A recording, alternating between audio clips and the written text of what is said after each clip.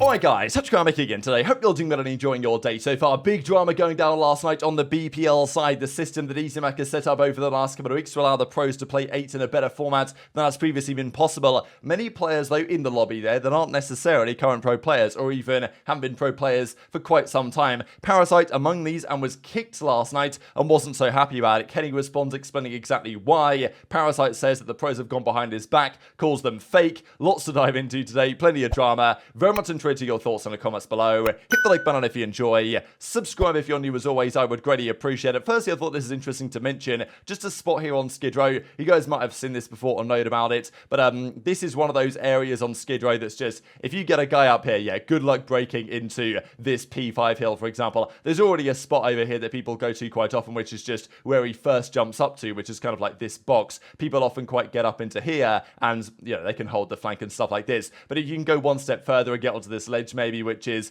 yeah, I don't know, maybe a bit overpowered. Is this an intended spot? That's a question for Clayster potentially to answer. The Esports Awards are also going on today, I believe. Yesterday it was confirmed that Puckett and Crimstappen received their Lifetime Achievement Awards, and also Crim, in his announcement video here, confirms that he'll be driving with Rafa, basically like a Porsche thing, in IRL professional racing. So you simply can't keep a good man down, and a man who's interested in competing will not be able to stop. And we know full well that you know, he's done the sim racing stuff. His intention now is to take that into real cars. Here he is at the Circuit of the Americas, and you know, we can see in the background, Crim's looking good as well, as he not? Has he lost weight? I don't know. I think Crim's looking really good in this picture. So awesome stuff for Crim. Wishing him the best in this new venture. But this is the thing, right? These guys that retire, like, they've still got that competitive drive somewhere. It's going to come out in some respect. If Crim's not competing in COD anymore, he's going to find a way to still explore his passions and compete on hopefully a pretty high level, because he did the sim racing thing. That was a big challenge. Now he's moving on to IRL racing.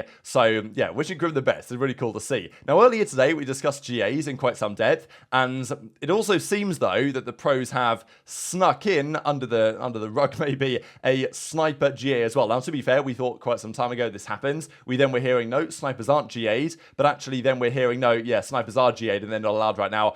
Which again is kind of stupid, just because I think that if you have the snipers with no attachments, the sniper with no attachment is so slow in this game. I just can't see a world in which that's really overpowered. Sure, maybe on high rise you got to ban it, but outside of that, I don't really know if that's necessary. Then again, will I take a sniper ban to have snaking gone? I think, like, you know, if I had to take that trade, I think I would take that trade. So maybe we'll see over time how that progresses, but also wanted to mention a couple of clips here on what happened in OpTic scrims. So we talked yesterday about OpTic versus FaZe, the scrim set the rumored to have gone down, and we saw Dashy not so happy about the way things went, talking about the lack of integrity and the lack of pride, maybe on the other side of that scrim. So I guess the theory would have been that they got kind of slammed up to get that particular scrim by FaZe, and therefore were heavily pushing, as we saw in earlier today's video, for snaking to be gone. Now, this may well have happened, but also the scrim was apparently very productive. Now, Ben says that the scrim was, well, the map set was pretty close, which makes me think that it was, let's say they played 8 maps, it might have been 5-3, it might have been 4-3 if they played 7, I don't know, but I think that he probably is implying these words that maybe the map set went slightly to FaZe's favor, but OpTic were very competitive in this series. I think also the final map of the series was like a high-rise control. I think that the game crashed, but OpTic were looking good to take it to around 5, and then who knows what happens from there. So, yeah, very interesting to hear, because OpTic, of course, started scrims pretty late, maybe the latest of any team. FaZe started very early on, and FaZe, based on the evidence we've seen the other day, against Temp's team and stuff, have been absolutely frying. And let's be honest, for quite some time, OpTic and FaZe never practiced against each other. Certainly when Scump was on the team, at least in the recent couple of years, they would never play against each other, because I don't exactly know why, but the main theory seemed to be that they felt like they were such chief rivals, they didn't want to, you know, practice against each other and give away any information or advantage. But clearly OpTic know FaZe are, you know, good practice right now. They're one of the best teams. And if OpTic want to improve and take a lot away from their practice, this is probably a good team to practice up against. So according to Ben at the very least, who apparently was watching these scrims, which is kind of interesting in the first place, said that this was a very productive scrim on both sides, and both FaZe and OpTic will be happy with the way this outcome went. And it's not about splitting maps, but that's still kind of relevant. Now you got MC kind of being the slow player. So the map count between FaZe and OpTic was pretty close. Honestly, last map was getting mixy, and then the game crashed because I think there was an update and everybody lost ball. It was a close series, bro. It wasn't a blowout. So it's like everybody assumed based on Dashy's tweet yesterday it was a blowout. It wasn't a blowout, bro. Like, both teams will be very happy with the progress they made in this scrim. Like, that's all I'll say on that. Team first, bro. Yeah, OpTic's really happy with the progression in the scrims. I mean, like, how does he know? Both teams should be happy. I mean, they both played really close matches. Red was absolutely pissing on Drazah. Like, clip it! Oh my god, TacticalRab. Put a map. TacticalRab, spicy Pred vs Drazah. Don't have 3 minutes on. Alright, gun busting. You haven't dropped the 5 gifted, buddy. You're getting banned. That's not the shit. Talk shit. Yeah, let's actually lock in. These guys are actually. We're these idiots. I guess just the final thing to say on that scrim set as well is that it's funny how often the script will flip, right? Because we see with New York, let's say, New York played a Seams roster the other day. They lost like 7-3 or something. And then fans of whatever team are going to say, well, you know, you're losing a scrim set, but it doesn't really matter. It's early days. It's just practice. There's not a great correlation between winning scrims and winning matches anyway, so it's fine. So, you know, when OpTic are losing scrims or they're tying matches against Temp's roster, people are like, well, you know, it doesn't really matter. Some people say that it matters no end, which is not true. Some people say it doesn't matter at all, which I don't think is also, yeah, I think that's also not true. But there's some degree of double standards because then when they scrim FaZe and apparently do pretty well against FaZe, people are like, oh yeah, let's go OpTic are back, you know, like they're playing FaZe close and they've obviously made good progress, which I think that's probably also true in part, but you can't have it both ways, you know what I mean? Like they do well against FaZe, okay, scrims matter, but if they do badly against some other team, then scrims don't matter all of a sudden. I don't know. It's somewhere in between. It's always how it is. But it is BPL. So Breaking Point ladder, as it's technically got to be known for various reasons that I won't go into right now, that has been opening up in all the regions as well. easyMax put together Discords for NA, EU, the Middle East and Africa region, the APAC region,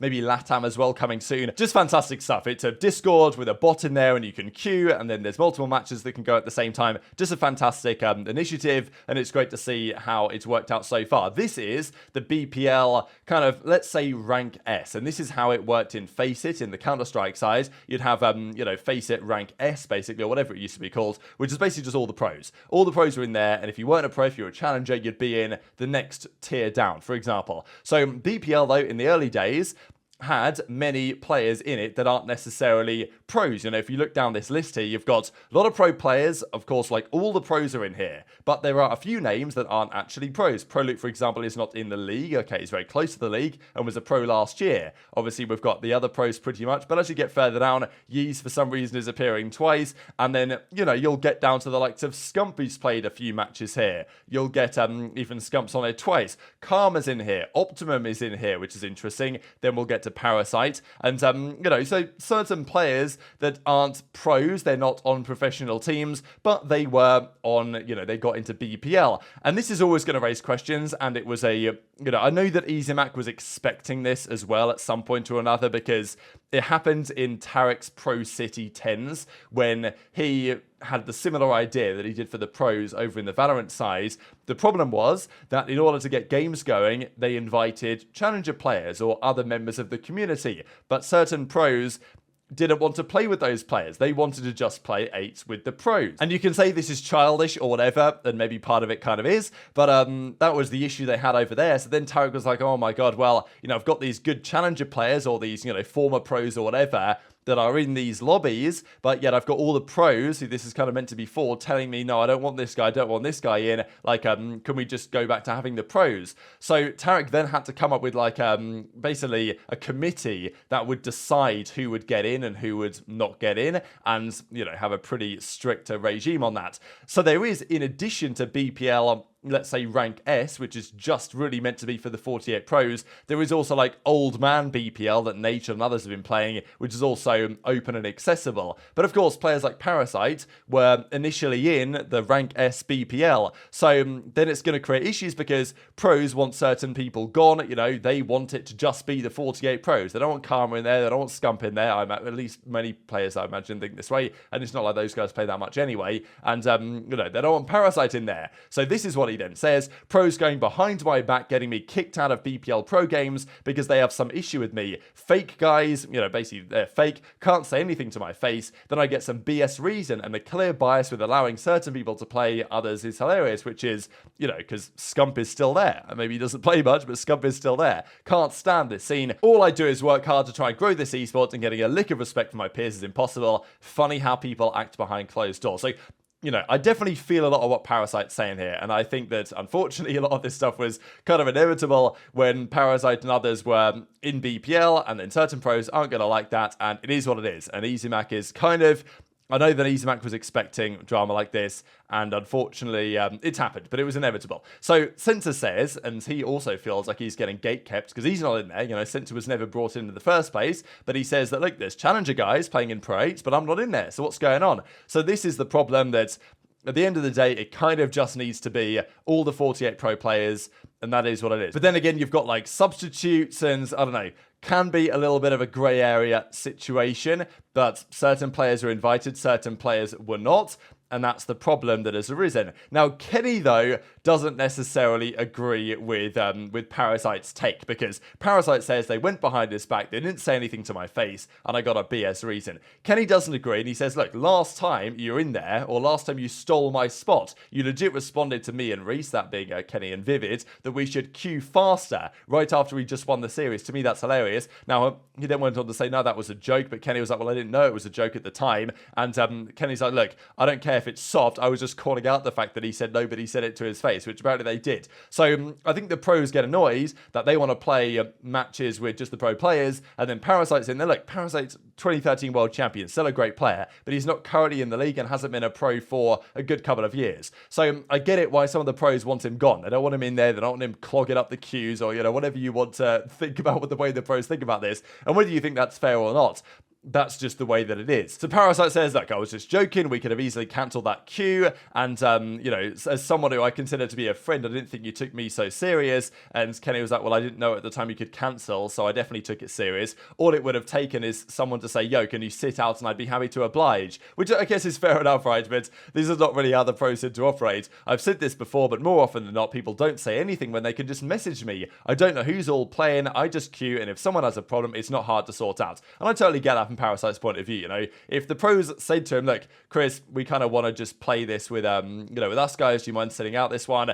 Parasite will probably be like, okay, sound, I'll queue later, whatever. But I think if that was to occur, inevitably it's going to get to the point where Parasite gets kicked, because as he says, as Kenny says, like as I said, I don't really know what to say to that. I just simply don't agree with anyone who isn't a pro having a spot over a pro, which, you know, I get it from their point of view as well. It's difficult either way. The funny thing is that earlier we had Doug kind of defending Parasite, and then he then replies to Kenny and actually says, no, facts. So I don't know if Doug changed his mind or whether he's clapping back or something. So easyMac came out with an explanation on exactly what's going on and the frustrations with his perspective. Like, Chris was removed today, it sucks, no one's going to be happy when this happens, and I know that easyMac expected this drama to occur eventually. It is what it is. I think fundamentally the problem is that certain players were in BPL in the first place and now they're not. That's the problem. Like, if Parasite was never in BPL initially and he was just in, let's say, BPL C, which is like for the Challengers players, or in BPL like the old man one for, you know, like Nature and stuff, they play in there as well,